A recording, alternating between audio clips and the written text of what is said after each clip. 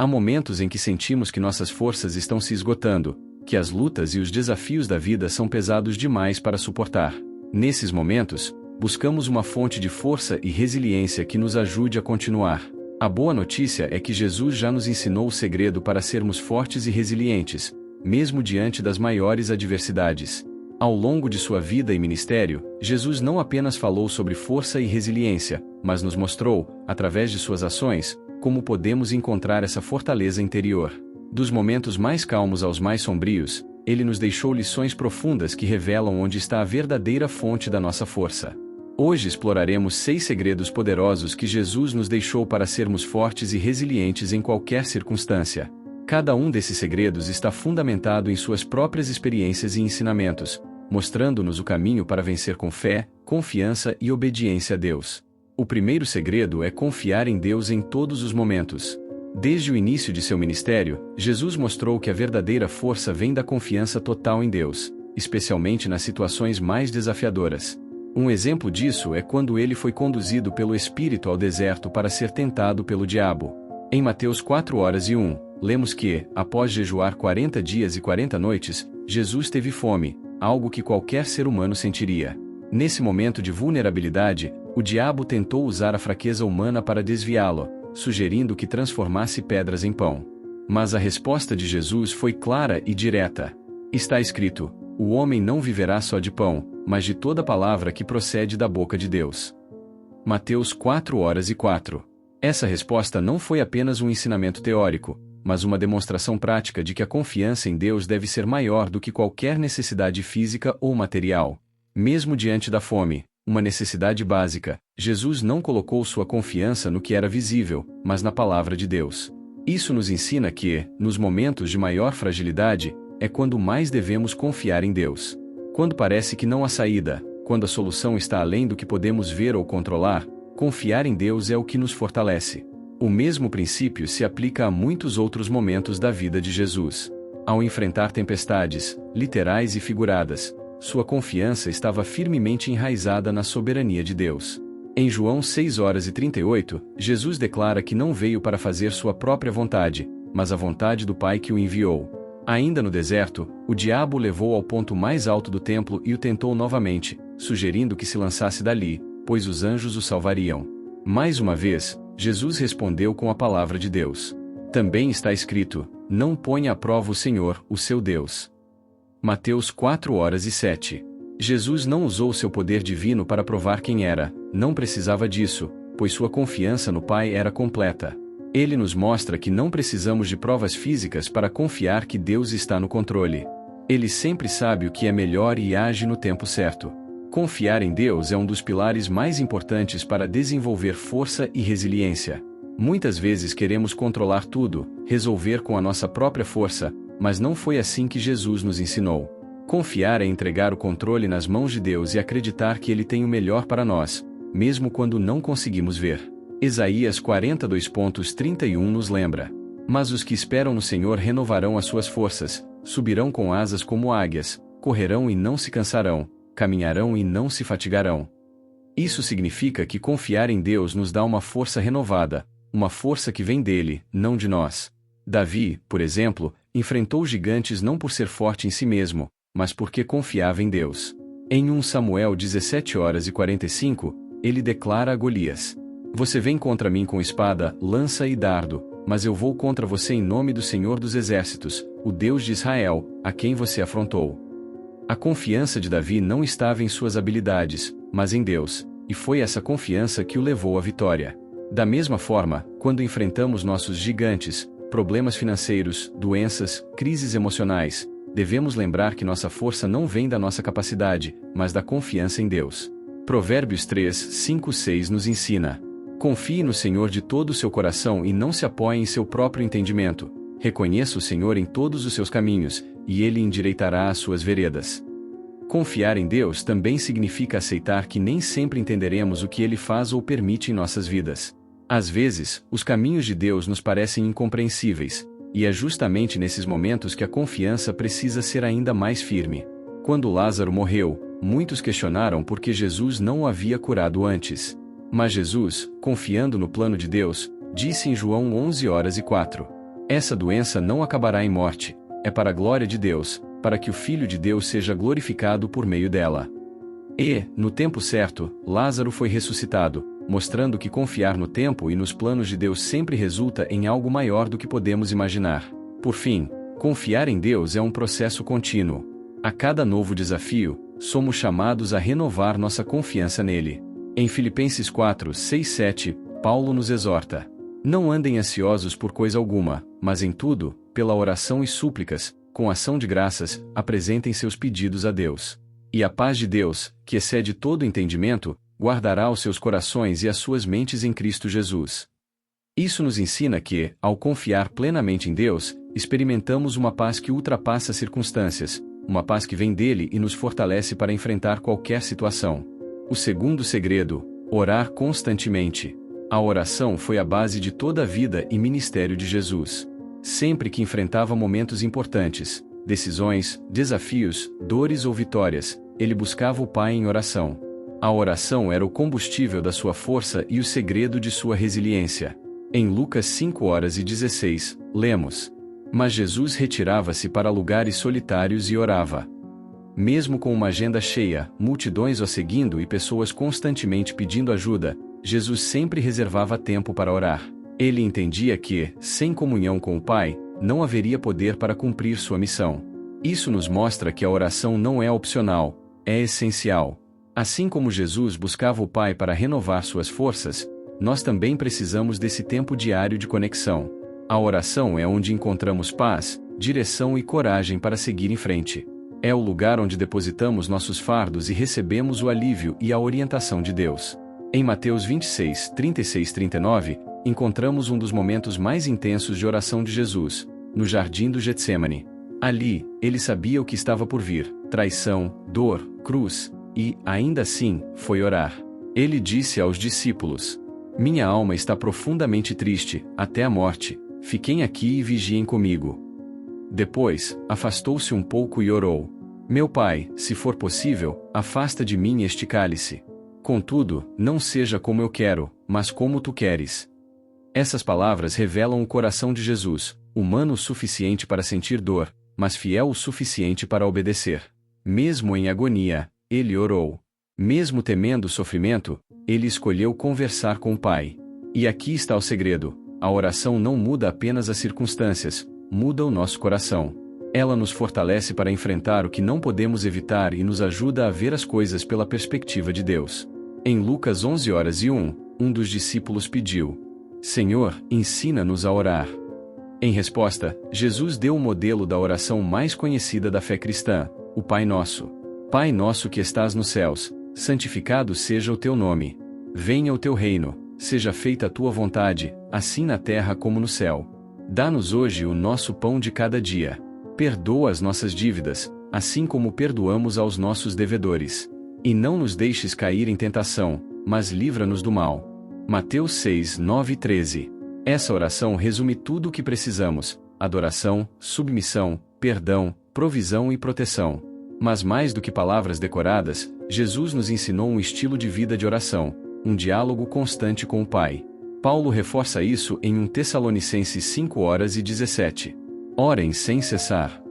Isso significa viver em um estado de comunhão contínua com Deus, levando-o conosco em cada momento do dia, no trabalho, na família, nas decisões, nas alegrias e nas dores. Jesus também nos ensinou como orar. Em Mateus 6:06, ele disse: mas quando orares, entra no teu quarto, fecha a porta e ora ao teu Pai, que está em secreto, e o teu Pai, que vem em secreto, te recompensará. A verdadeira oração não é sobre aparência, mas sobre intimidade. Não é uma performance pública, e sim uma conversa sincera com o Pai que nos conhece profundamente. A oração nos lembra de que não estamos sozinhos, mesmo quando ninguém mais entende o que sentimos. Quando oramos, Deus nos ouve, sempre. E mesmo quando Ele não responde imediatamente, sua presença nos fortalece. Em Filipenses 4, 6, 7, Paulo escreve: não andem ansiosos por coisa alguma, mas em tudo, pela oração e súplica, e com ação de graças, apresentem seus pedidos a Deus. E a paz de Deus, que excede todo entendimento, guardará os seus corações e as suas mentes em Cristo Jesus. A oração é, portanto, o remédio da alma cansada e ansiosa. Ela não remove necessariamente o problema, mas muda nossa postura diante dele. Jesus também nos ensinou a persistir na oração. Em Lucas 18:1, ele contou a parábola da viúva persistente, para mostrar que deviam orar sempre e nunca desanimar. Na história, uma viúva procurava um juiz injusto para pedir justiça. Mesmo sendo ignorada no início, ela não desistiu, e sua insistência fez o juiz atender ao seu pedido. Jesus concluiu dizendo: "E Deus não fará justiça aos seus escolhidos, que a ele clamam dia e noite." Lucas 18:7. Isso mostra que Deus honra a persistência daqueles que oram com fé. Às vezes, a resposta demora, mas o silêncio de Deus nunca significa ausência, significa preparo. Em Mateus 7:7, Jesus disse: "Peçam, e lhes será dado, busquem, e encontrarão, batam, e a porta será aberta." Orar é bater, e quem continua batendo demonstra fé e dependência. Além disso, Jesus orava por outras pessoas. Em João 17, encontramos uma das orações mais emocionantes da Bíblia, a oração sacerdotal. Ali, Jesus intercede não apenas por seus discípulos, mas também por todos nós, dizendo: "Minha oração não é apenas por eles. Rogo também por aqueles que crerão em mim por meio da mensagem deles." João 17:20. Mesmo prestes a enfrentar a cruz, Jesus orava pelos outros, e isso mostra o coração de um verdadeiro servo. Quando intercedemos por alguém, demonstramos amor, empatia e fé no poder de Deus. Por fim, a oração foi a força que sustentou Jesus até o último momento. Na cruz, suas palavras finais foram uma oração: "Pai, em tuas mãos entrego o meu espírito." Lucas 23:46. Mesmo em sua morte, ele permaneceu em comunhão com o Pai. E é isso que nos ensina: não há momento em que a oração deixe de ser necessária. Ela é o fio que nos liga a Deus, o canal pelo qual recebemos consolo, força e direção. Faíscas em resumo. O segundo segredo da força e da resiliência é orar constantemente. A oração nos conecta à fonte de toda força, Deus. Ela nos mantém firmes quando o mundo tenta nos derrubar, e nos dá paz quando tudo parece desabar. Jesus viveu em oração, e é através da oração que aprendemos a viver como ele viveu, fortes, firmes e guiados pela vontade do Pai. O terceiro segredo: servir aos outros. Outro segredo que Jesus nos deixou para sermos fortes e resilientes é o serviço. Jesus ensinou que a verdadeira grandeza está em servir, não em ser servido. Enquanto o mundo valoriza poder, status e reconhecimento, Jesus inverteu completamente essa lógica, mostrando que a força do cristão está em humildade e amor prático. Em Mateus 22:26-28, Jesus disse: "Quem quiser tornar-se importante entre vocês deverá ser servo. E quem quiser ser o primeiro deverá ser escravo. Assim como o Filho do Homem não veio para ser servido, mas para servir e dar a sua vida em resgate por muitos." Essas palavras definem a essência de seu ministério. Jesus, o Filho de Deus, escolheu a posição mais baixa, a do servo. E foi nessa posição que ele revelou o poder transformador do amor e da compaixão. Durante todo o seu ministério, Jesus viveu para servir. Ele curou os enfermos, alimentou os famintos, consolou os aflitos e lavou os pés dos discípulos. Em João 13:4-5, vemos uma das cenas mais marcantes. Levantou-se da ceia, tirou a sua capa, e, tomando uma toalha, colocou-a em volta da cintura.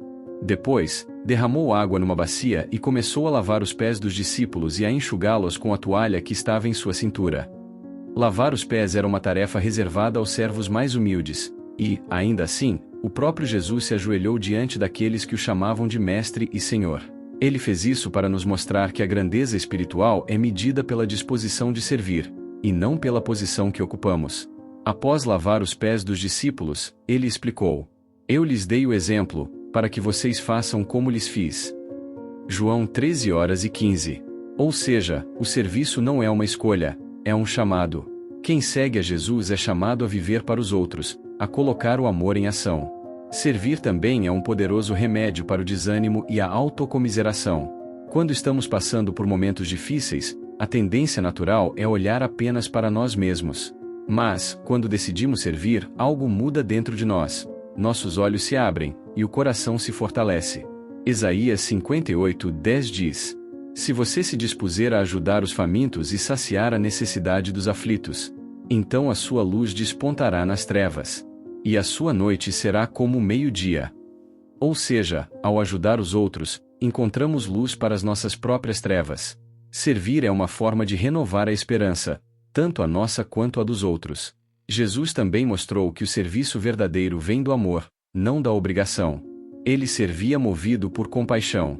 Em Mateus 9h36, está escrito: ao ver as multidões, teve compaixão delas, porque estavam aflitas e desamparadas, como ovelhas sem pastor.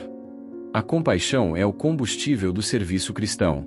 Quando amamos de verdade, servir deixa de ser um fardo e se torna um privilégio. E esse amor vem de Deus, ele nos capacita a amar até mesmo aqueles que nos ferem ou não merecem. Servir também exige humildade. Em Filipenses 2:3-7, Paulo descreve a atitude de Jesus. Nada façam por ambição egoísta ou por vaidade, mas humildemente considerem os outros superiores a si mesmos. Cada um cuide, não somente dos seus interesses, mas também dos interesses dos outros. Seja a atitude de vocês a mesma de Cristo Jesus, que, embora sendo Deus, não considerou que o ser igual a Deus era algo a que devia apegar-se, mas esvaziou-se a si mesmo, vindo a ser servo, tornando-se semelhante aos homens. Esse é o padrão que Jesus nos deixou: servir com humildade, sem buscar reconhecimento ou recompensa. Muitas vezes, o serviço cristão é silencioso. Ninguém vê, ninguém aplaude, ninguém agradece, mas Deus vê tudo. E é dele que vem a verdadeira recompensa. Em Mateus 6:3-4, Jesus disse: mas quando você der esmola, que a sua mão esquerda não saiba o que está fazendo a direita, para que a sua esmola fique em secreto. E o seu Pai, que vê em secreto, o recompensará. O serviço discreto, feito por amor, é o mais precioso aos olhos de Deus. Porque servir em silêncio é amar sem esperar nada em troca. Servir também é um ato de fé. Quando ajudamos alguém, estamos dizendo a Deus: eu confio que, enquanto eu cuido do que é teu, tu cuidarás do que é meu. Há uma promessa poderosa em Provérbios 11h25. O generoso prosperará, quem dá alívio aos outros, alívio receberá. Ou seja, o serviço não nos enfraquece, nos fortalece. Cada ato de amor, cada gesto de compaixão, cada ajuda oferecida, tudo isso se transforma em sementes de bênção que Deus faz florescer no tempo certo. Jesus nos mostra que servir é a forma mais pura de amar. Quando curou os doentes, alimentou os famintos e abraçou os rejeitados, ele estava mostrando ao mundo o coração do Pai. E hoje, ele nos convida a continuar essa missão. Em Mateus 25:40, ele diz: em verdade lhes digo que sempre que o fizeram a um destes meus pequeninos irmãos, a mim o fizeram. Isso significa que cada ato de bondade feito a alguém é, na verdade, um ato feito ao próprio Cristo. O quarto segredo: ter fé em tempos difíceis. A fé foi o alicerce da vida de Jesus. Foi pela fé que ele enfrentou a cruz, confiou no Pai e permaneceu firme diante do sofrimento. E é essa mesma fé que ele nos convida a ter, uma fé que não depende das circunstâncias, mas da confiança inabalável em Deus. Em Hebreus 12h02, está escrito: fixemos os olhos em Jesus, autor e consumador da nossa fé. Ele, pela alegria que lhe fora proposta, suportou a cruz, desprezando a vergonha, e assentou-se à direita do trono de Deus. Jesus olhou além da dor. Ele sabia que a cruz não era o fim, era o caminho para a vitória. Essa é a essência da fé: acreditar no que ainda não se vê, confiar mesmo quando não se entende. Em muitos momentos, Jesus foi provado. Foi rejeitado, traído, acusado injustamente e crucificado. Mesmo assim, nunca duvidou do amor e da fidelidade do Pai. Na cruz, em meio à dor, ele clamou: meu Deus, por que me abandonaste? Mateus 27:46. Essas palavras não foram um grito de desespero, mas uma citação do Salmo 22, uma oração de confiança em meio à angústia. Mesmo sentindo o silêncio de Deus, Jesus permaneceu fiel. E é isso que ele nos ensina: fé verdadeira é continuar crendo, mesmo quando Deus parece em silêncio. A fé de Jesus era uma fé obediente. Em Filipenses 2:8, Paulo escreve: e, sendo encontrado em forma humana, humilhou-se a si mesmo e foi obediente até a morte, e morte de cruz. A fé não é apenas acreditar que Deus pode, é obedecer mesmo quando não entendemos por que ele age de certa forma. Jesus confiou no plano do Pai, mesmo sabendo que envolvia dor. Ele acreditou que o sofrimento não era o fim, mas o meio pelo qual a salvação seria revelada. Em João 11, quando Lázaro morreu, Jesus disse a Marta: Eu sou a ressurreição e a vida. Quem crê em mim, ainda que morra, viverá. João 11h25. Com essas palavras, ele nos lembra que a fé transcende o visível. A fé enxerga a vida onde todos veem morte, enxerga a esperança onde o mundo vê fim. E é essa fé que sustenta o coração nos momentos mais sombrios. Em Marcos 4:35-40, há uma história que ilustra o poder da fé. Jesus e os discípulos estavam atravessando o mar quando uma grande tempestade se levantou. Enquanto as ondas ameaçavam o barco, Jesus dormia. Os discípulos, apavorados, o acordaram dizendo: Mestre, não te importas que pereçamos? Então Jesus se levantou, repreendeu o vento e disse ao mar: Acalme-se. Fique quieto. E o vento se aquietou, e fez-se completa bonança. Depois, ele perguntou: Por que vocês estão com tanto medo? Ainda não têm fé?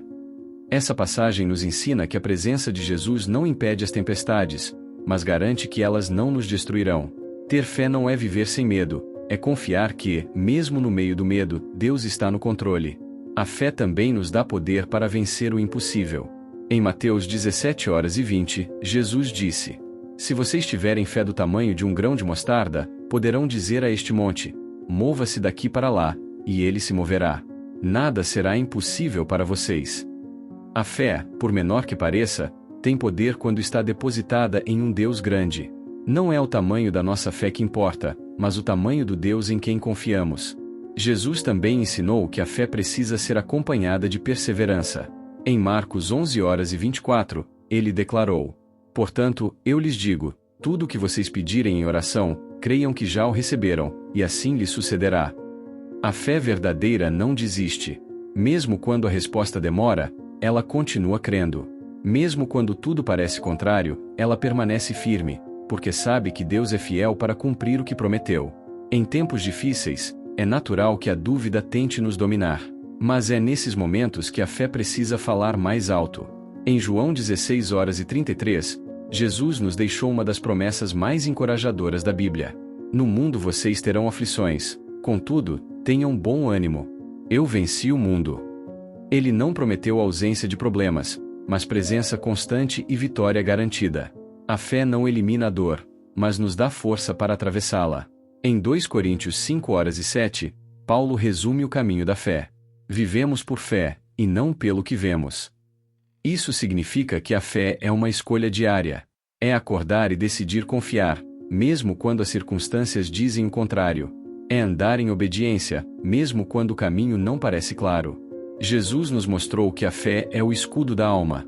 Em Efésios 6h16, Paulo diz: Além disso, usem o escudo da fé, com o qual vocês poderão apagar todas as setas inflamadas do maligno. A fé protege o coração contra o medo, a dúvida e o desespero. Ela é o que nos mantém de pé quando tudo parece desmoronar. E há uma promessa linda para os que perseveram na fé. Mas o justo viverá pela fé. Romanos 1h17. Essa é a vida que Jesus nos chama a viver, não uma vida baseada em garantias humanas, mas uma vida ancorada na confiança total em Deus. O quinto segredo: perdoar de todo o coração. Um dos maiores segredos que Jesus nos deixou para sermos fortes e resilientes é o perdão. Poucas atitudes exigem tanta força interior quanto perdoar. Mas Jesus nos mostrou, com seu exemplo e suas palavras, que o perdão é o caminho para a liberdade, a paz e a verdadeira força espiritual. Na cruz, no momento de maior dor e injustiça, Jesus orou: Pai, perdoa-lhes, porque não sabem o que fazem. Lucas 23h34. Essas palavras ecoam como o ápice da compaixão divina. Enquanto era ferido, zombado e crucificado, ele escolheu responder com amor em vez de ódio. E, com isso, nos ensinou que o perdão não depende das circunstâncias, é uma decisão do coração. Perdoar não significa aprovar o erro, esquecer a ofensa ou fingir que nada aconteceu. Significa libertar o coração do peso da mágoa e entregar a justiça nas mãos de Deus. É dizer: eu não vou permitir que o que fizeram comigo defina quem eu sou. Jesus sabia que o rancor é uma prisão. Por isso, nos ensinou que perdoar é tão necessário quanto respirar. Em Mateus 6:14 e 15, ele declarou: Pois se perdoarem as ofensas uns dos outros, o Pai Celestial também lhes perdoará. Mas se não perdoarem uns aos outros, o Pai Celestial não lhes perdoará as ofensas. Essas palavras mostram o quanto o perdão é sério. Ele é o elo entre a graça que recebemos e a graça que oferecemos. Quando perdoamos, nos tornamos semelhantes a Cristo. Quando não perdoamos, nos afastamos dele. Pedro, certa vez, perguntou a Jesus: Senhor, quantas vezes devo perdoar o meu irmão que pecar contra mim? Até 7 vezes. Jesus respondeu: Eu lhe digo, não até 7, mas até 70 vezes 7. Mateus 18, 21 e 22. Essa resposta simboliza um perdão ilimitado. Jesus não estava falando de matemática, mas de atitude, uma disposição contínua de perdoar, assim como ele nos perdoa todos os dias. Jesus também contou a parábola do servo impiedoso, Mateus 18, 23-35, para explicar a importância do perdão. Um rei perdoou um servo que lhe devia uma enorme quantia, mas esse mesmo servo se recusou a perdoar outro que lhe devia uma pequena quantia. Quando o rei soube disso, ficou indignado e disse: Servo mau, eu perdoei toda a sua dívida porque você me implorou. Você não devia ter tido misericórdia do seu companheiro, como eu tive de você. E Jesus concluiu: Assim também fará meu Pai Celestial a vocês, se cada um de vocês não perdoar de coração o seu irmão. A lição é clara: quem foi perdoado por Deus deve perdoar os outros. O perdão que recebemos deve fluir por meio de nós. Perdoar é um processo, e, muitas vezes, doloroso. Mas é também um ato de poder.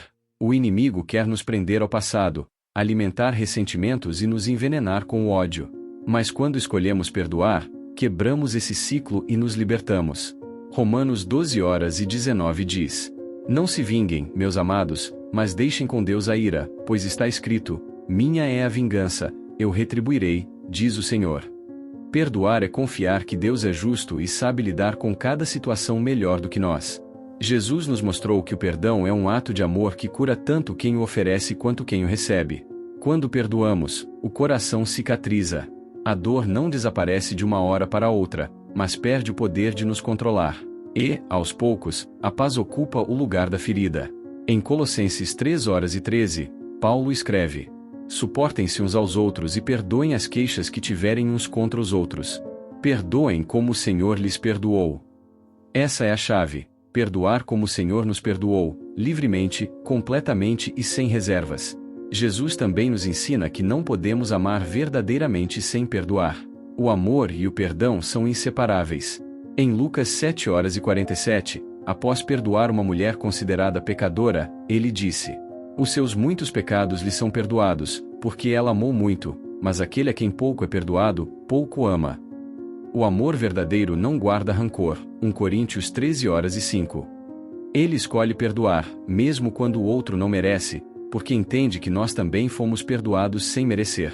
Perdoar também é uma forma de recuperar a força. O ressentimento drena a energia da alma, o perdão a renova. Guardar mágoa é como carregar um peso invisível. O coração cansa, a mente se torna pesada, e a vida perde a leveza. Mas quando perdoamos, esse fardo cai, e voltamos a respirar em paz. Isaías 43:18-19 diz: Esqueçam o que ficou para trás, não vivam no passado. Vejam, estou fazendo uma coisa nova. O perdão nos permite seguir adiante e experimentar o novo que Deus tem para nós. Há situações em que perdoar parece impossível, feridas profundas, traições, injustiças que marcaram a alma. Mas Jesus nos mostra que o perdão é possível com a ajuda do Espírito Santo. Não é pela força humana, mas pela graça divina que conseguimos liberar o perdão verdadeiro. Em Marcos 11:25, ele disse: E quando estiverem orando, se tiverem alguma coisa contra alguém, perdoem-no, para que também o Pai Celestial lhes perdoe os seus pecados. A oração é o primeiro passo para o perdão. Quando colocamos a dor diante de Deus, Ele nos dá força para soltar o que nos prende. O sexto segredo: aceitar a vontade de Deus. O último segredo que Jesus nos deixou para sermos fortes e resilientes é aceitar a vontade de Deus. Essa é talvez a lição mais profunda e, ao mesmo tempo, a mais desafiadora. Aceitar a vontade de Deus significa confiar que Ele sabe o que é melhor, mesmo quando não entendemos o porquê das coisas. Em Mateus 26:39, no jardim do Getsêmani, Jesus orou: Meu Pai, se for possível, afasta de mim este cálice. Contudo, não seja como eu quero, mas como tu queres. Essas palavras revelam o coração submisso e confiante de Jesus. Ele estava prestes a enfrentar a cruz, o sofrimento mais cruel e injusto, e ainda assim escolheu se render à vontade do Pai. Essa rendição não era fraqueza, mas a expressão suprema da fé e da obediência. Jesus sabia que a vontade do Pai era perfeita, mesmo que o caminho fosse doloroso. Aceitar a vontade de Deus não significa resignação passiva. Não é dizer tanto faz ou não há o que fazer. É, sim, um ato de fé ativa, que reconhece que Deus está no controle e que seu plano é maior do que o nosso entendimento. Em Romanos 8:28, Paulo nos lembra: sabemos que todas as coisas cooperam para o bem daqueles que amam a Deus, daqueles que são chamados segundo o seu propósito. Mesmo quando algo parece injusto, inesperado ou difícil, Deus está trabalhando em silêncio, costurando cada detalhe da nossa história para cumprir um propósito maior. Jesus viveu completamente rendido à vontade do Pai. Em João 4:34, ele disse: a minha comida é fazer a vontade daquele que me enviou e concluir a sua obra. A vontade de Deus era o alimento da alma de Jesus, o que lhe dava força, direção e propósito. E ele nos convida a viver da mesma forma, nutridos pela obediência e sustentados pela confiança. Há momentos em que a vontade de Deus parece contrária aos nossos desejos. Queremos respostas imediatas, caminhos fáceis, soluções visíveis. Mas Deus trabalha no invisível, e o seu tempo é perfeito. Isaías 55:8-9 nos lembra disso. Pois os meus pensamentos não são os pensamentos de vocês, nem os seus caminhos são os meus caminhos, declara o Senhor. Assim como os céus são mais altos do que a terra, também os meus caminhos são mais altos do que os seus caminhos, e os meus pensamentos, mais altos do que os seus pensamentos. Aceitar a vontade de Deus é reconhecer essa diferença, e confiar que o seu plano é infinitamente melhor, mesmo quando não o compreendemos. Jesus também nos ensinou a orar pedindo a vontade de Deus sobre todas as coisas. No Pai Nosso, ele nos ensinou a dizer: seja feita a tua vontade, assim na terra como no céu. Mateus 6:10. Essa oração é um ato de rendição diária. É abrir mão do controle e permitir que Deus conduza cada passo. É escolher a paz de confiar em vez da ansiedade de tentar controlar tudo. Aceitar a vontade de Deus também é confiar quando Ele diz não. Há orações que não são respondidas como esperamos, e isso pode gerar frustração ou dúvida. Mas a negativa de Deus nunca é rejeição, é proteção. Ele enxerga o que nós não vemos, por amor, às vezes nos nega o que pediríamos de forma precipitada. Em 2 Coríntios 12:8-9, Paulo conta que pediu 3 vezes para que Deus tirasse o espinho de sua carne, mas a resposta foi: a minha graça te basta, pois o meu poder se aperfeiçoa na fraqueza. Paulo aprendeu que aceitar a vontade de Deus é descobrir que sua graça é suficiente, mesmo quando a resposta é diferente do que esperávamos. Aceitar a vontade de Deus também significa permanecer fiel quando não entendemos o caminho. Foi o que Jesus fez até o fim. Mesmo na cruz, ele manteve o coração rendido, dizendo: Pai, em tuas mãos entrego o meu espírito. Lucas 23:46. Essas palavras são um resumo da confiança perfeita, entregar tudo nas mãos do Pai, mesmo quando a dor é grande e a resposta parece distante. Quando aceitamos a vontade de Deus, encontramos paz em meio ao caos. Não porque tudo se resolve de imediato, mas porque sabemos que estamos seguros nas mãos certas. A rendição gera descanso. E esse descanso é a base da verdadeira resiliência. Em Filipenses 4:12-13, Paulo expressa essa maturidade espiritual. Aprendi o segredo de viver contente em toda e qualquer situação. Seja bem alimentado, seja com fome, tendo muito, ou passando necessidade. Tudo posso naquele que me fortalece. Aceitar a vontade de Deus é viver com essa serenidade, sabendo que Ele é suficiente em todas as circunstâncias. Por fim, Jesus nos mostrou que a vontade de Deus sempre conduz à vitória. A cruz parecia derrota, mas era o início da maior conquista da história. O que parecia o fim tornou-se o começo de uma nova vida para toda a humanidade. Romanos 6:9 declara: Sabemos que, tendo sido ressuscitado dentre os mortos, Cristo não pode morrer outra vez. A morte não tem mais domínio sobre ele. A vontade de Deus levou Jesus à cruz, mas também o levou à ressurreição. E o mesmo Deus que transformou a dor de Jesus em glória é capaz de transformar as nossas lutas em vitória. Em resumo, o sexto segredo da força e da resiliência é aceitar a vontade de Deus. Aceitar é confiar, render-se, descansar e permanecer firme, mesmo quando não compreendemos. É saber que Deus nunca erra, nunca se atrasa e sempre cumpre o que promete. Jesus viveu e morreu rendido à vontade do Pai, e é nessa rendição que encontramos a verdadeira força. Conclusão final. Os 6 segredos de Jesus para ser forte e resiliente. Confiar em Deus em todos os momentos. Orar constantemente. Servir aos outros. Ter fé em tempos difíceis. Perdoar de todo o coração. Aceitar a vontade de Deus. Esses 6 segredos formam o alicerce de uma vida firme, confiante e cheia de paz. Jesus não apenas os ensinou, ele os viveu. E é por isso que ele pôde vencer o sofrimento, a morte e o medo. Seguir o exemplo de Jesus é o caminho para uma força que o mundo não entende. Uma força que vem de dentro, alimentada pela fé, sustentada pelo amor e ancorada na vontade perfeita de Deus.